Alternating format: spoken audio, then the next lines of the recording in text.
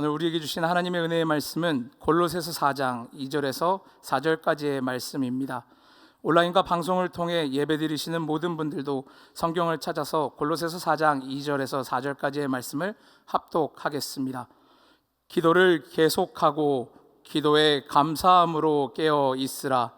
또한 우리를 위하여 기도하되 하나님이 전도할 문을 우리에게 열어주사 그리스도의 비밀을 말하게 하시기를 구하라. 내가 이 일 때문에 매임을 당하였노라. 그리하면 내가 마땅히 할 말로써 이 비밀을 나타내리라. 아멘. 아멘. 아멘. 우리 한번 따라해 보겠습니다. 기도를 계속하고 깨어 있으라. 골로새서는 총 4장으로 되어 있는데 그리스도께서 얼마나 탁월한 분이신지에 대해서 전하면서 이단에 대한 경계와 또 그리스도를 믿는 삶에 대해서 말씀하고 있습니다. 오늘 본문은 이 편지의 시작과 끝의 인사말을 제외하고 바울이 골로새 교인들에게 전하려고 했던 본론의 마지막 말인데 기도를 말씀하고 있습니다. 함께 2절을 읽어보겠습니다. 기도를 계속하고 기도에 감사함으로 깨어 있으라. 계속 기도하라고 말씀하면서요, 바울은 왜 기도해야 되는지에 대한 분명한 가르침도 주고 있습니다. 3절 후반절을 읽어봅니다. 하나님이 전도할 문을 우리에게 열어주사 그리스도의 비밀을 말하게 하시기를 구하라. 자, 기도해야 되는 이유가 무엇이냐 하면 바로 하나님이 역사하시기 위해서라고 말씀합니다. 하나님이 일을 행하시는 주체로 언제나 내 삶의 주어가 하나님이 되어야 한다라는 것을 가르치는 것이죠. 성경 창세기부터 마지막 요한계시록까지 모든 좋은 변화와 부흥은 하나님에 대한 이해와 그분에 대한 순종에서 시작된다는 것을 알아야 합니다. 하나님에 대한 새로운 이해와 태도의 변화가 없는데 세상을 이기는 새 역사의 일이 이루어지는 경우는 없습니다. 항상 좋은 열매를 맺는 새 역사의 일이 이루어지려면 먼저 하나님이 계시하는 것을 깨닫는 사람이 있어야 하고 또 거기에 대한 순종이 있어야만 이루어지는 것이었습니다. 노아가 방주를 만들고 새 인류 번성의 일을 이룰 때도 그랬고 모세가 430년 노예 생활하던 이스라엘을 애굽에서 구원해낼 때도 그랬습니다.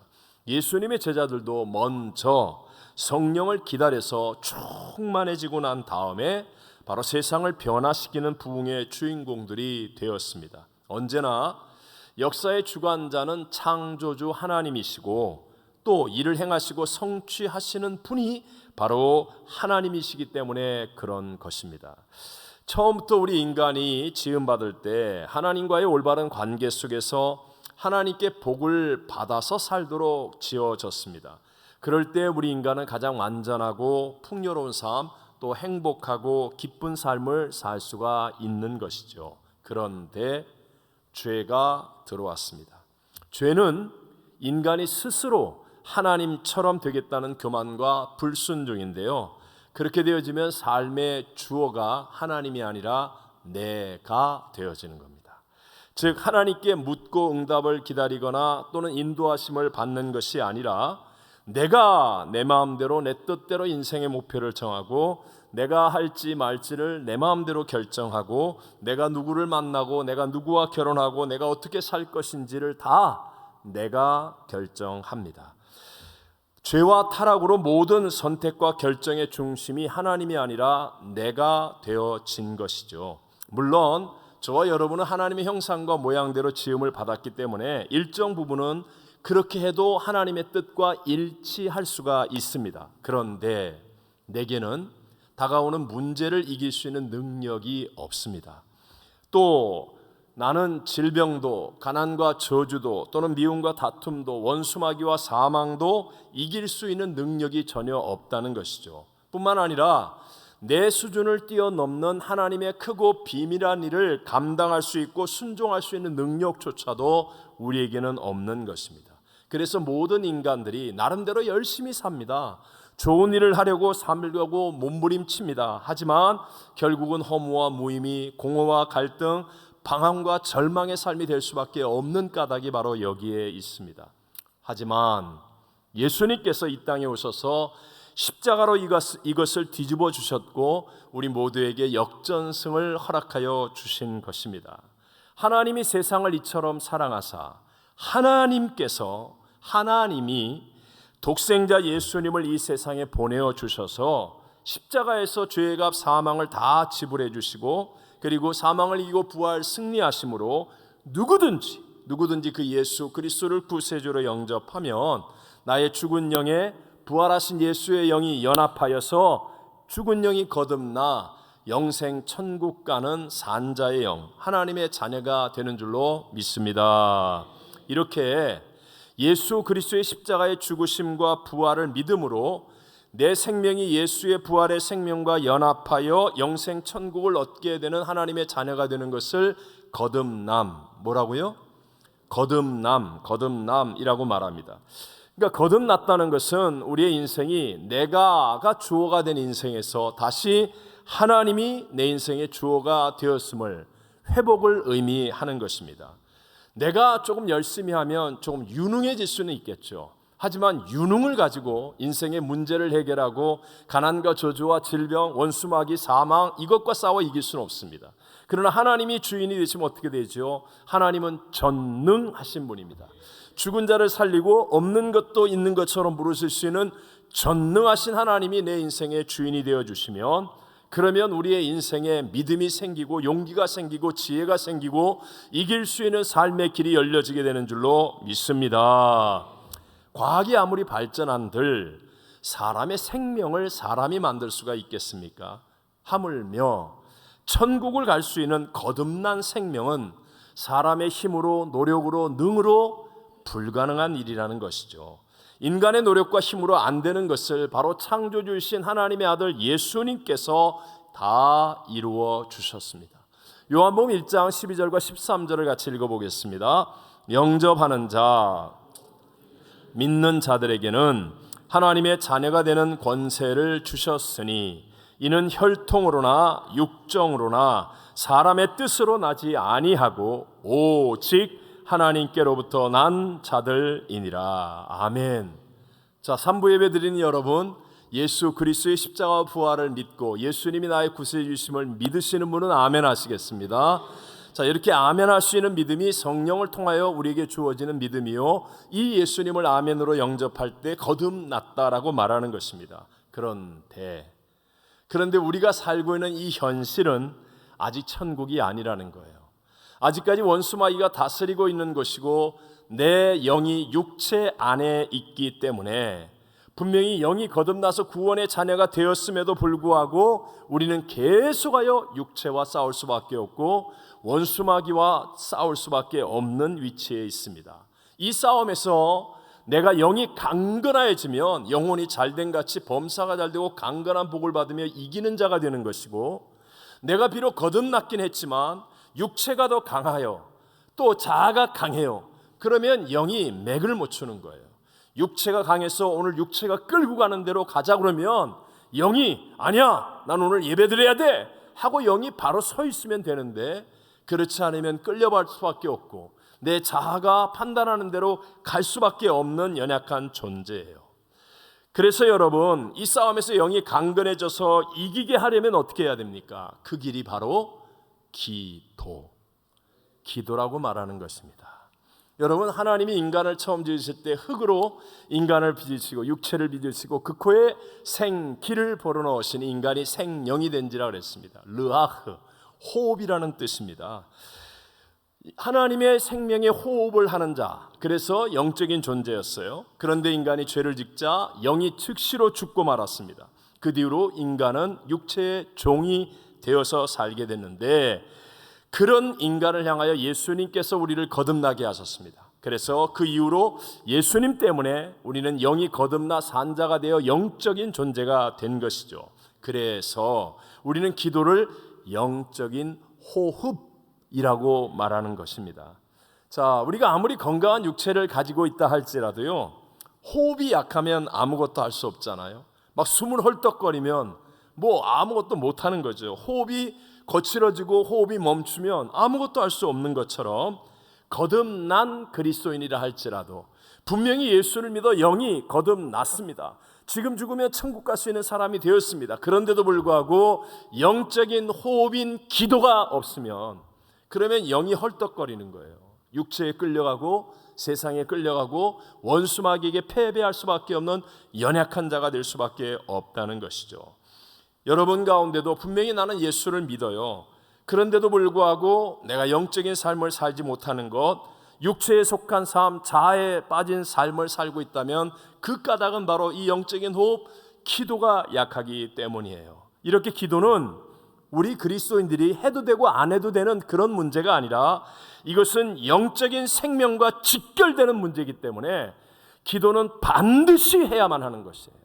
그 성경 처음부터 끝까지 영적인 그리스도인을 향하여 기도하라, 쉬지 말고 기도하라 말씀하시고 예수님께서 이 땅에서도 보여주신 것이 계속하여 기도하는 것을 보여주시고 기도를 가르쳐 주시고 기도하라고 말씀하여 주신 것입니다. 사무엘 선지자도 하나님 앞에 존귀하게 쓰임받은 사람이시죠.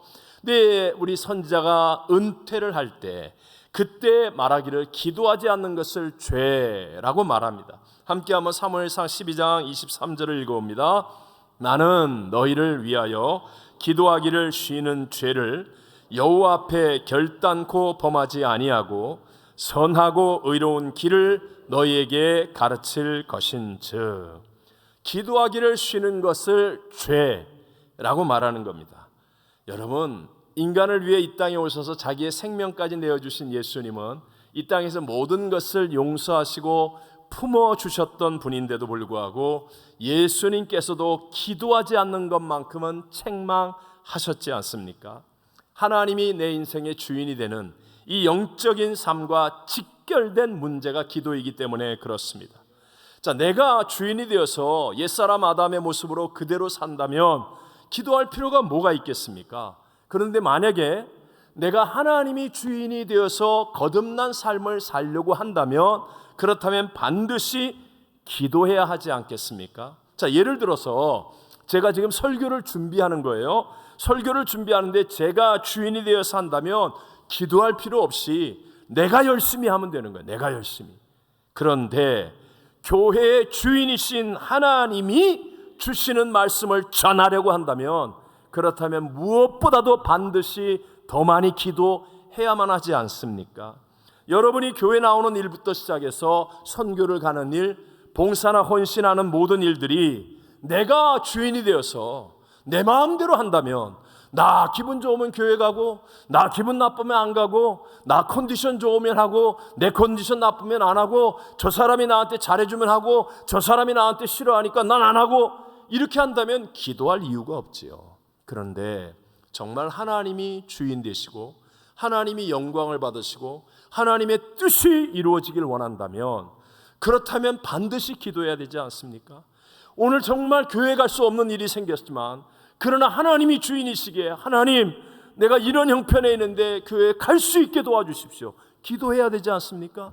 난 정말 봉사할 수가 없는데 헌신하기 어려운데 그러나 하나님이 내게 맡기신 일이기 때문에 하나님 못합니다. 안 됩니다. 그러나 하나님이 주인이시니까 날 도와주셔서 할 수 있게 해주십시오. 기도해야 되지 않습니까?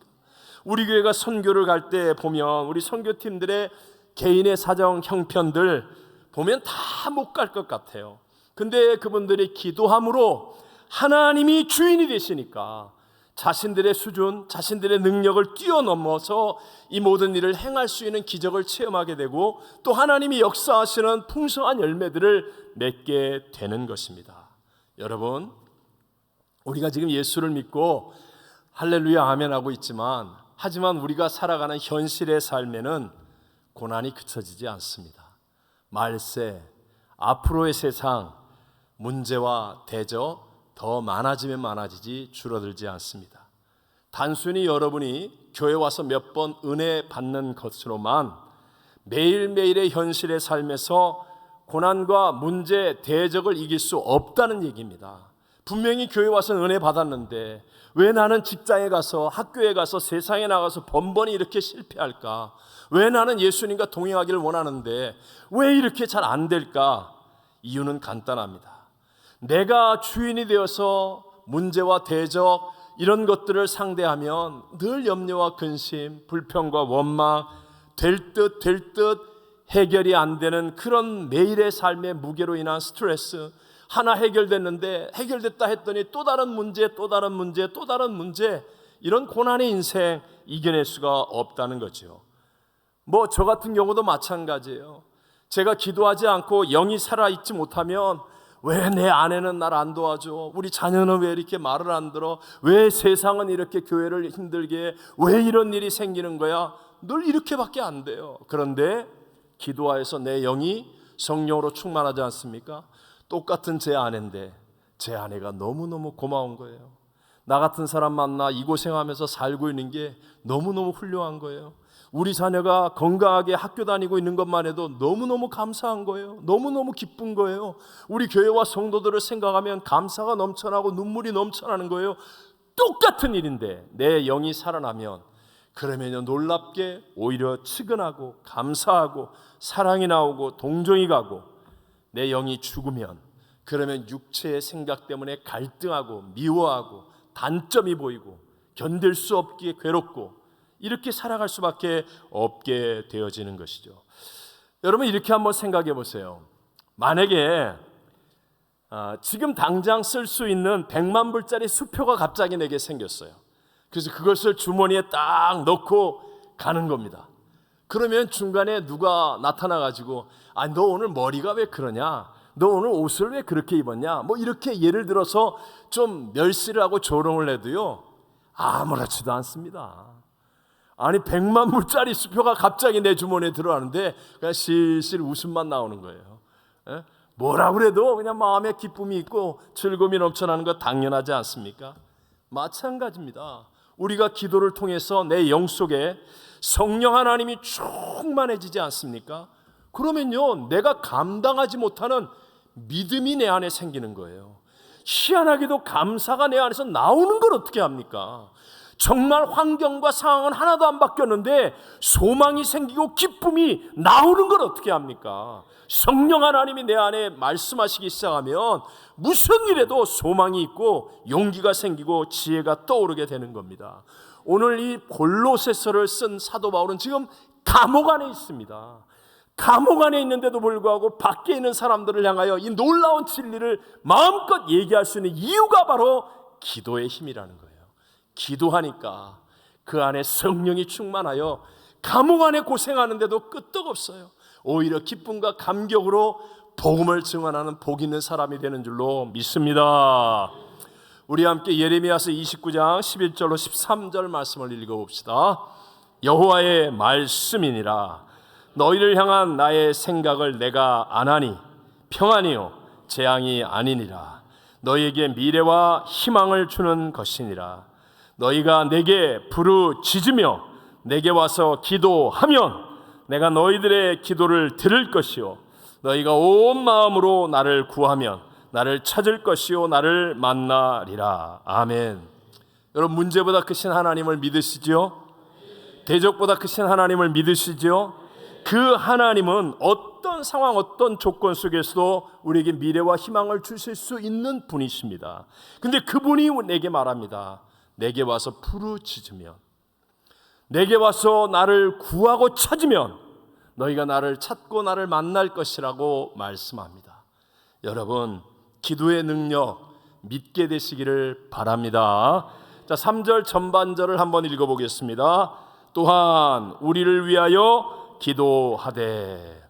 이 말이 뭐죠? 사도 바울은 지금 밖에 있는 골로새 교인들에게 나를 위해 기도해 달라라고 말하면서 함께 기도할 것을 부탁하고 있는 거예요. 사실 사도 바울은 영적으로 얼마나 대단한 분이십니까? 거기에 비해서 골로새 교인들은 아직도 믿음이 연약한 사람들이 대부분이라는 거예요. 그런데도 불구하고 바울은 지금 그들을 향하여 기도를 부탁하고 있고 그들에게 함께 기도하자고 말씀하고 있는 겁니다. 사실 저는 약 2주 전부터 주님께서 제 마음속에 이 기도에 대해서 너무 강력하게 말씀하셨어요.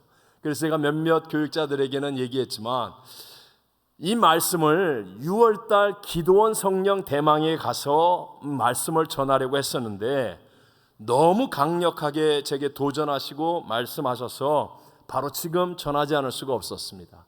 지난 주일 예배가 끝나고 사실 설교를 쭉 준비해 왔는데 도저히 내가 이 말씀을 전하지 않으면 내가 불순종하는 것 같겠다라는 느낌이 들어서 순종하는 마음으로 제가 이 말씀을 전하는 거예요. 그 중에 한 가지가, 여러분, 우리는 지금 숫자가 작다 할지라도 기도팀을 만들어서 함께 기도하기를 힘써야 합니다. 무엇을 만들어서? 기도팀을 만들어서 기도해야 합니다. 자, 우리의 구세주 예수님께서도요, 마지막 정말 중요한 사역 십자가를 지시기 전에 겟세마네 동산에 올라가 기도하실 때 예수님이 이마에 땀방울이 변하여 핏방울이 되도록 간절히 기도하시는데 혼자 가시지 않았습니다.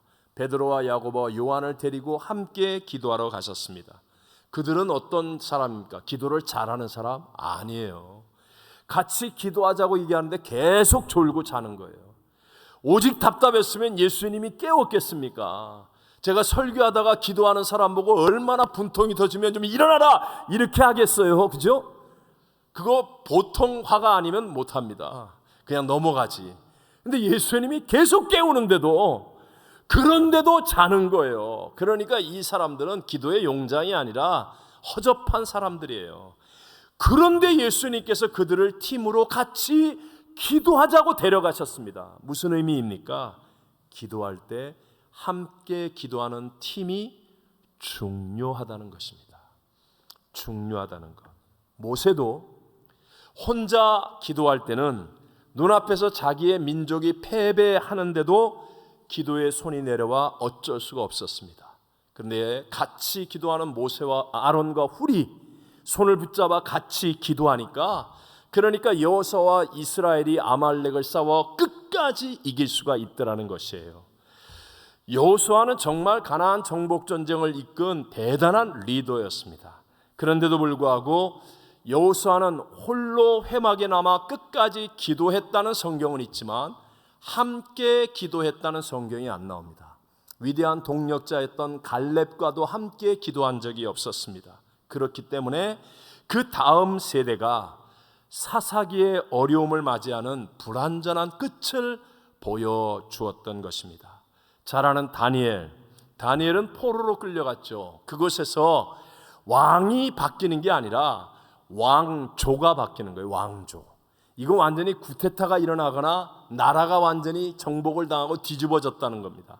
그런데도 불구하고 그 왕조가 4번이나 바뀌는데도 그는 끝까지 존경을 받으며 승리하는 삶을 삽니다. 이유는 다니엘은 위기 중에도 함께 기도하는 세 친구가 있었기 때문이에요.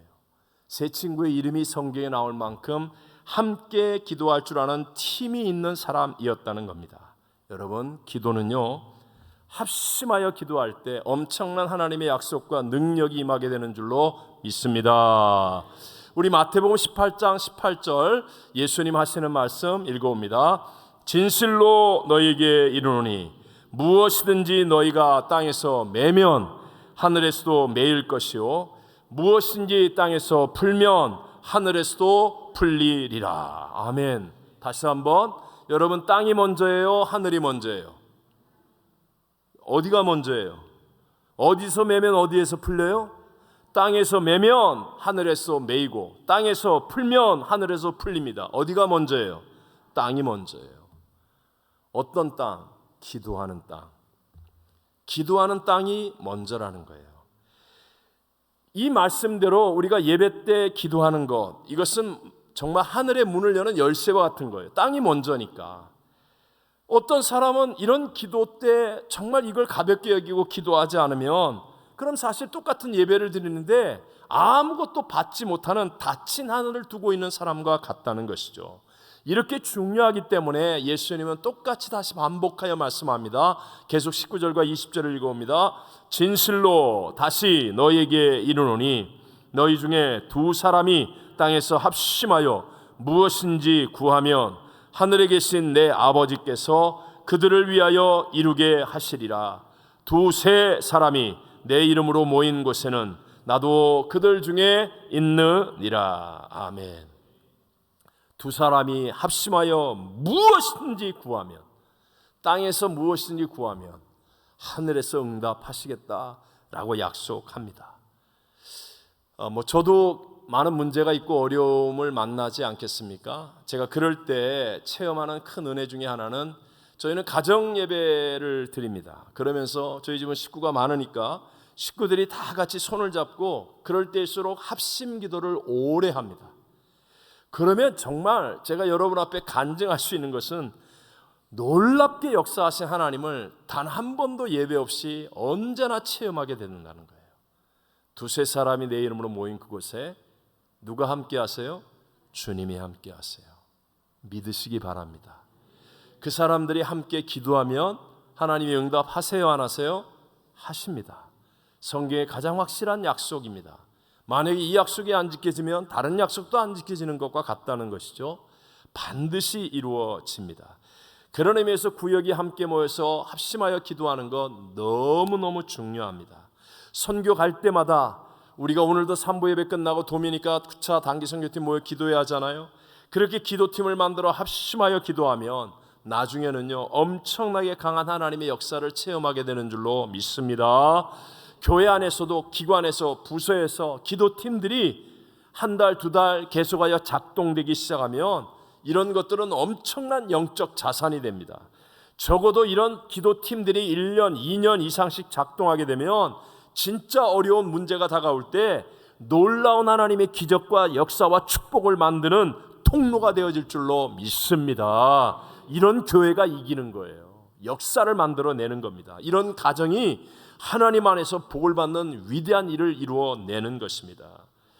여러분, 한 번만 정직하게 생각해 보세요. 만약 지금 여러분에게 정말 중요하고 엄청난 문제, 은밀한 문제가 다가왔어요. 정말 위기예요. 근데 누군가에게 기도를 부탁하려고 하는데 과연 몇 명이나 있을 것 같습니까? 물론 아무나 붙잡고 기도해 주세요 이렇게 말할 수 있죠. 근데 기도 아무도 안 할 거 아니에요. 이 어려운 얘기를 이해하시죠? 내가 진짜 기도해 달라고 부탁했을 때 기도해 줄 수 있는 사람이 여러분 몇 명이나 될 것 같습니까? 결코 그리 많지 않습니다. 그래서 우리는 예수를 믿은 지 오래되었는데도 불구하고 우린 능력 없는 삶을 살고 있는 것인지도 모릅니다. 평소에 함께 기도할 수 있는 팀을 만들지 않으면 급할 때 만드는 것은 거의 불가능합니다. 여기 이제 인생을 좀 겪어보신 분들은 다 아시겠죠? 세상은 멀리 서서 보면 아름다워 보이지만 살아보면 생각보다 굉장히 각박합니다. 강한 자에게 굴복하고 약한 자에게 매정한 것이 세상입니다. 세상은 내가 평소에 줄 것이 있을 때에는 관계를 맺는데 내가 약해지면 등 돌리는 정도가 아니라 오히려 공격까지 하는 게 세상입니다. 끝까지 붙들 수 있는 분은 하나님뿐인데요. 이 하나님을 붙들 수 있는 길이 바로 기도이고 이 기도의 성공을 위해서는 기도팀으로 함께 기도하는 지혜가 있어야 한다는 것입니다. 여러분 꼭 여러분과 함께 기도할 수 있는 팀이 여러분에게 있게 되시기를 주의 이름으로 축원합니다. 자, 3절 끝부분을 같이 읽어보겠습니다. 하나님이 전도할 문을 우리에게 열어주사 그리스도의 비밀을 말하게 하시기를 구하라. 내가 이 일 때문에 매임을 당하였노라. 자, 사도 바울은 지금 억울하게 매임을 당하였습니다. 그래서 감옥에 갇혀 고통받고 있는 거예요. 바울은 나이도 많고 육신도 굉장히 연약하죠. 얼마나 지금 힘이 들겠습니까? 그러면 어떤 기도를 부탁하겠습니까? 나 좀 빨리 나가게 해달라. 아니면 감옥 안에서 좀 잘 지낼 수 있게 해달라. 이런 기도해야 되는 것 아니겠습니까? 그런데 놀랍게도 오늘 사도 바울의 기도 부탁은 나가게 해달라는 것이 아니라 하나님이 하시기를 원하는 것들, 즉 내가 감옥 안에 있을지라도 전도할 사람을 만나게 해달라. 그리고 전도할 사람에게 복음을 전할 때 그리스도의 비밀을 잘 전하여 그들에게 예수를 증거할 수 있게 해달라라는 것이었습니다. 혹시 여기 계신 분 가운데 난 예수님을 분명히 영접했고 거듭났는데도 불구하고 이상하게 난 아직 기도가 잘 안 됩니다 라고 생각하는 분이 있습니까? 그렇다면 여러분은 그 기도를 성공하기 위해서 하나님이 기뻐하시는 일을 위해서 먼저 기도해 보시기를 바랍니다. 나의 소원, 나의 필요, 내게 급한 문제 이런 것들보다도 먼저 그의 나라와 그의 의를 구하는 기도, 즉 교회에서 함께 기도하기를 원하는 모든 사람이 공감할 수 있는 하나님의 나라와 의에 관한 기도들, 이런 것들을 위해서 먼저 기도하라는 거예요. 성경의 마태복음 6장 33절 예수님 말씀할 때 너희는 먼저 그의 나라와 그의 의를 구하라 그리하면 그 다음 뭐라 그래요? 이 모든 것을 너에게 더하시리라 약속했지 않습니까? 놀랍게도요, 내가 먼저 하나님의 나라와 의에 관한 것들을 기도하면, 나 기도 잘 못해요. 그래서 그냥 하라고 그러니까 그냥 이렇게 그냥 기도하는 거예요. 그런데 놀랍게도요, 많은 문제가 있고 어려움이 있고 답답함이 있고 힘듦이 있었는데도 불구하고 먼저 그의 나라와 그의 의를 구하는 기도를 하다 보면 내 안에 예수를 영접한 사람, 거듭난 사람 안에 있는 성령님이 움직이기 시작합니다. 내가 억지를 피우는 게 아니고요, 성령이 내 안에 계시다가 내가 그런 먼저 그의 나라와 그의 의를 구하는 기도하기 시작하면 움직이십니다. 역사하십니다. 그래서 왠지 모르는 평강을 느끼고 작은 기쁨들이 체험되어집니다. 기도하고 난 다음에 뜨는 눈이 아름다워지고 점점 좋아집니다. 그래서 자꾸 기도의 깊이가 깊어집니다. 내가 어떻게 하는 것이 아니라 성령께서 나를 이끌어 가심이 체험되어지고 결국은 성령의 충만함 가운데 거하여서 모든 것을 더하여 주시는 하나님의 놀라운 역사도 누리게 되는 줄로 믿습니다. 저희 교회는 지금 열방을 품는 중보기도 열품 중에 기도 서약을 한 175명이 기도방을 통해서 기도하고 있는데요, 거기에 공지사항으로 올라온 게 개인적인 기도 제목은 자제하고 교회를 통한 선교 기도 제목을 우선으로 기도하는 것이에요. 그러면 놀랍게도요, 하나님의 목적인 이 선교, 우리에게 주신 사명인 하나님이 기뻐하는 이 선교를 기도하면 내 안에 성령께서 역사하기 시작하여서 기도 응답도 확실하게 체험할 뿐만 아니라 나의 문제까지도, 내가 구하지도 기도하지도 않았던 그 문제까지도 하나님 안에서 해결되는 역사를 체험하게 되는 줄로 믿습니다. 자, 여러분, 우리 안에 뿌리 깊이 박혀있는 이 죄성은 스스로 하나님이 되려고 하는 교만함입니다. 나 하나님 없이도 내가 알아서 살 수 있어. 나 간섭하지 마. 나 독립할 거야. 나 교회 안 나가도 잘 살 수 있어. 이 마음은 기도를 거부하는 본성과 똑같습니다. 그래서 누구든지 교회를 나오게 되면 처음부터 기도를 잘할 수 있는 사람은 없습니다. 여기 서 있는 진 목사도 제가 조용한 교회를 다니다가 저희 어머님 때문에 여의도 순복음교회를 처음 나갔을 때 거의 몇 달 동안을 불평하고 저항하고 거부하고 싸웠던 게 기도예요. 이놈의 교회는 뭔 죄인들이 많이 와서 시끄럽게 기도한다고, 기도가 오래 한다고, 기도를 이렇게 자주 한다고, 기도만 말한다고 그랬던 사람이에요, 제가. 그런데 지금 이렇게 기도를 말하고 있지 않습니까? 다 똑같아요. 예를 들어서 어떤 분이 건강 때문에 어쩔 수 없이 식단을 조절하게 되었습니다. 평소에는 그렇게 좋아하는 것들을 먹지 못하고 평소에 별로 먹지 않는 것들을 먹어야 했습니다. 그러니까 처음에는 너무 힘들죠. 그런데 점점 시간이 지날수록 건강이 좋아지는 거예요. 그러니까 처음에는 그렇게 먹기 싫었던 것들이 건강이 좋아지고 편해지니까 잘 먹을 수 있게 되는 거예요. 예를 들어서 중독에 빠진 사람들, 예를 들어 마약, 술, 음란물, 도박 이런 중독에 빠진 사람들을 건져낼 때 처음에는 저항이 엄청납니다. 금단 현상까지도 일어나게 되어지지요. 기도가 그렇다는 거예요. 이제까지 우리는 하나님 없이 내 뜻대로 살았습니다. 내가 결정하고 하나님의 형상과 모양대로 지음받은 나이기 때문에 내가 알아서 다 할 수 있다라고 생각하며 살아왔습니다. 그런데 이제 하나님이 주인 되신 삶을 살기 위해 기도한다는 것이 너무 힘듭니다. 짜증납니다. 거부 반응이 일어납니다. 저항하기까지 하게 되어 있습니다. 맞습니다. 다 그렇습니다. 하지만 명심하십시오. 성경이 말씀하고 예수님이 하신 일은 무슨 일이 있어도 우리는 해야만 하는 일입니다. 처음에는 어렵지만 저같이 처음에는 저항하고 거부하지만 그러나 그 기도 속에 있는 하나님의 어마어마한 능력과 축복은 말로 상상하지도 못할 만큼 좋은 것들입니다. 그것들을 누리면서 우리 모두는 깊은 기도의 사람이 되어지는 거예요. 이렇게 기도가 어려운 일이기 때문에 교회 공동체의 도움이 필요합니다. 함께 합심하여 기도함으로 내 자만과 교만을 깨어뜨리는 거예요. 성령님이 내 안에서 일어나게 만드시는 거예요. 예수를 믿어 거듭난 사람 안에 있는 성령께서는 기도할 때 일어납니다. 기도할 때 성령으로 충만해져서 그 실패했던 예수님의 12제자가 온 세상을 뒤집어 놓는 거예요. 똑같은 일들이 저와 여러분에게도 일어날 수 있는 줄로 믿습니다. 이 기도는 오직 행해야만 알 수 있습니다. 기도는 책으로 배우는 게 아닙니다. 기도는 기도 많이 하는 사람을 쳐다본다고 아는 게 아닙니다. 기도는 오직 하나, 내가 행해야만 알 수 있습니다. 하나님의 말씀, 예수 그리스도의 삶을 통하여 여러분 믿음으로 진리를 받아들이고 결단하여 실천할 수 있게 되시기를 바랍니다. 마지막 때 내 힘으로 감당하지 못하는 어마어마한 세상의 쓰나미 같은 유혹과 죄악이 들어올 때 이길 수 있으려면 지금 기도팀을 만들어야 돼요. 어찌하든지 함께 기도할 수 있는 사람들을 만들어서 계속하여 기도에 감사함으로 깨어 있어야만 합니다.